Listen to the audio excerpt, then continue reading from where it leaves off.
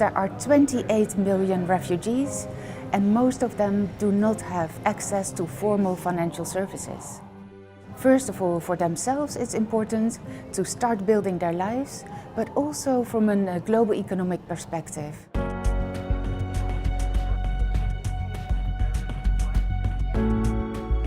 One thing, frankly, is the ignorance.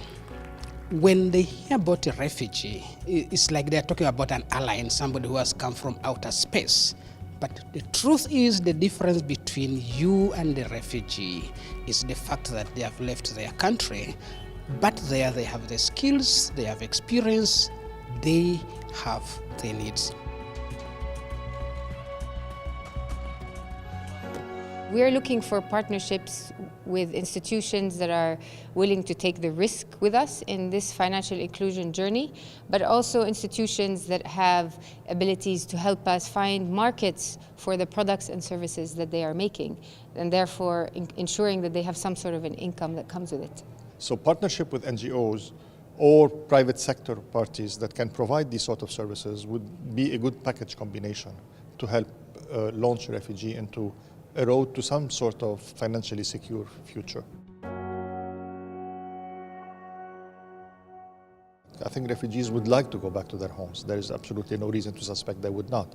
And I think whatever they would have gained from being able to access these services would be transferable and would be really helpful for them in their future lives once they go back.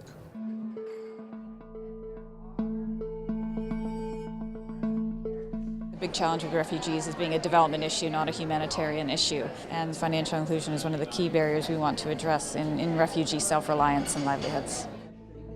None of us in isolation can solve the problem. The platform would be a common area from which we can direct ourselves on one side to those institutions like the UN, like NGOs that work with refugees from a humanitarian perspective, and also how we can communicate with the private sector.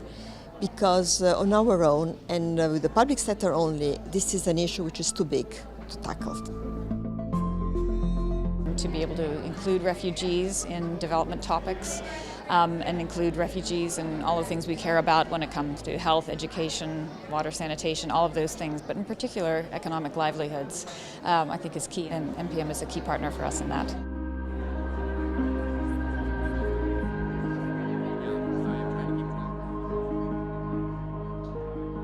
I think we all have our heart in the right place. It could be a win-win situation for everyone. And definitely learning from each other what has and hasn't worked is a very good start, but also understanding how we can cooperate to make our voices much more impactful is also very, very important.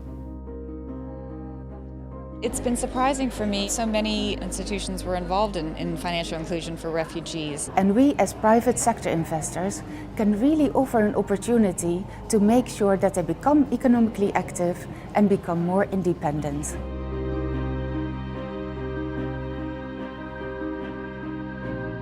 Given the fact that there are 28 million refugees, can you imagine the impact that we can create by financially including them? We need to make it work.